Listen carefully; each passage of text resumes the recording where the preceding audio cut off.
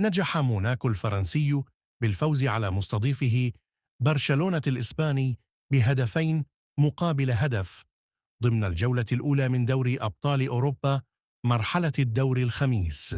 وبدأ موناكو المباراة بقوة، ومن تمريرة ضغط به حارس مرمى برشلونة الألماني تير شتيغن لاعبه إيريك غارسيا، ليضطر الأخير إلى ارتكاب خطأ على الياباني تاكومي مينامينو، مناعا إياه من فرصة محققة ليشهر الحكم الهولندي ألارد ليندهوت البطاقة الحمراء مباشرة لغارسيا، وهي أسرع بطاقة حمراء لبرشلونة في دوري الأبطال بعد 9 دقائق و30 ثانية. بعدها ب6 دقائق استغل ماغنيس أكليوش النقص العددي في برشلونة وسجل أول أهداف أصحاب الأرض في الدقيقة ال16، لكن نجم برشلونة لامين جمال عدل النتيجة بتسديدة يسارية أرضية في الدقيقة ال28.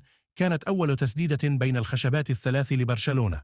في الشوط الثاني تابع فريق الإمارة الفرنسية أفضليته، وسجل النيجيري جورج إلينيخينا الهدف الثاني بانفراده التام بمرمى تير شتيغن كاسرا حاجز التسلل. وقبل النهاية بدقائق معدودات احتسب الحكم ركلة جزاء لموناكو بعد خطأ مزعوم على إنيغو مارتينيز، لكن الحكم تراجع عن قراره بعد العودة لتقنية الفيديو.